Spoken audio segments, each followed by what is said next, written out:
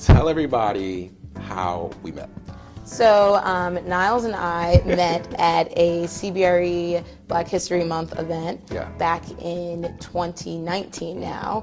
And I, like I said, was at Savills at the time, and I heard about the event and I was like, oh, this is really cool. You think I can go downstairs? And you know, at the time we had a client that was also going to be at the event, and I was like, oh, do you see if you can get me on the invite list?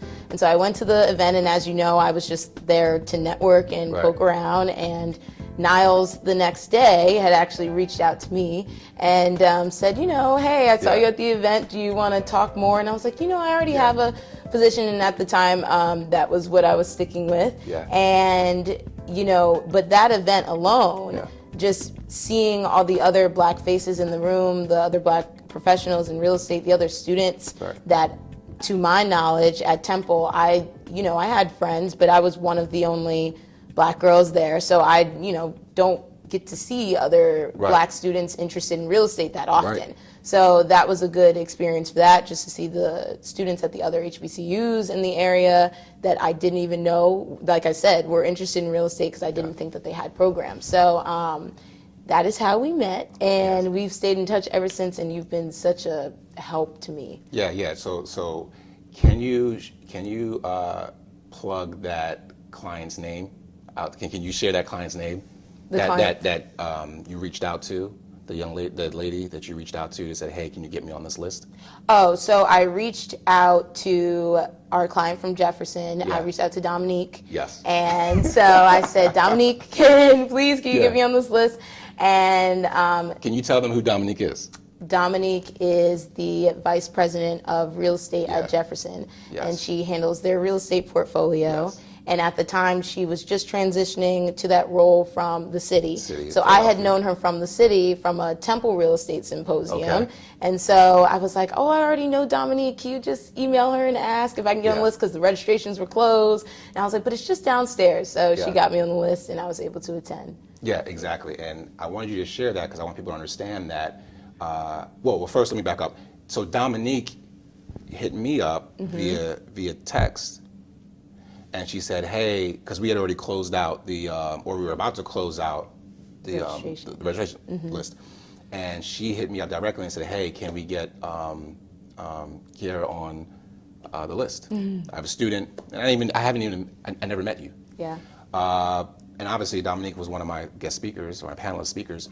So I said, sure, of course, you know, the more the merrier in this case.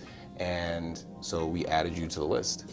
And what I want the audience to understand is you have to have that network and that connection. Like, you know, diversity recruiting just doesn't happen because you have these feelings and you are now woke and you watch a couple YouTube videos and it's okay, now I want to hunt down these individuals and this talent. No, you have to like be plugged into the diverse talent pool already, or diverse professionals already, because they have the connection to somebody like you, which obviously I didn't have at the time, although we were in the same city and just a couple miles away from each other. Same building. Same building, right, yeah. So Savills is in the same building as CBRE, and I don't think I've ever seen you going into that building. So no, I definitely put you on the list. That was easy, and you came to the event, and we had a great time.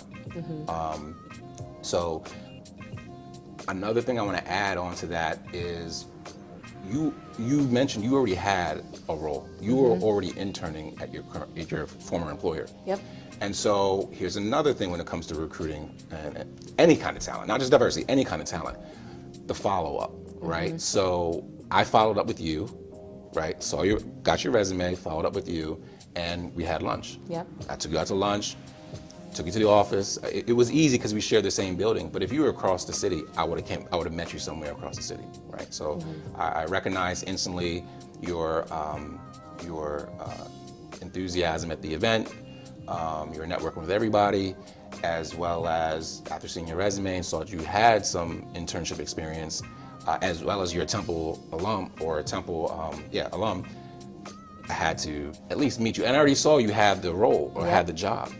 And that's fine. I always tell people that contacted me, some executives contacted me about the recruiting efforts, I say, you know, it just doesn't happen in just a flash. You know, you see a resume, okay, I want to hire, and boom, it happens. Sometimes you have to treat it like a deal. So you start the deal process in, you know, the fall, and then it may not come to fruition until the following fall, or maybe 2 years down the line. And I knew that you had a job, you were loyal to them, they gave you an opportunity, a chance, an internship, et cetera, and you were doing great there. Yep. But you're not gonna be there forever, right? So, and I already had momentum behind me. Yeah. So I wanted to recruit you, and we had lunch, we chatted, we talked, we kept in contact. And then in keeping contact, I passed your information off to one of our star female brokers at CBRE Philadelphia. Yep. And then you guys started a conversation. Yep. And we had a whole nother, so at the time I was involved in a family's business, Yeah. and that revolved around data analytics. And Rhea, obviously, she had a talk show on the Right. side revolving around data analytics and coding and things. So I had Yeah. connected her with my cousin, and she actually had my cousin on her show Okay. as well, talking about that. And then we stayed in contact because, like I said, we had other things in common. Right. And obviously the pandemic hit and everything Yeah. started shifting, and all those resources started to come back. And then it was like, oh, wait a minute, I think I might know people and things like that. So she has been and still is extremely helpful to me in my growth at CBRE especially. Yeah, exactly. And that was just following the event, following my follow-up with you, meeting you for lunch and chatting, and just asking what your interests and aspirations are for future opportunities. I saw you're a great, potential candidate. And then obviously following you up and connecting you with one of our top female brokers, and you guys hit it off instantly. Yep. And you were still working for your other employer, and then later on things kind of fell in line and the opportunity came available, and you jumped on it. And so I guess what I want the audience to understand is that, like I mentioned before, it takes a lot there has to be a lot of kinetic energy to get top talent. Yep. You just can't have these intentions to recruit diverse talent and put very little energy and effort into it, no follow-up into it, no events, no recruiting, no showing up at schools.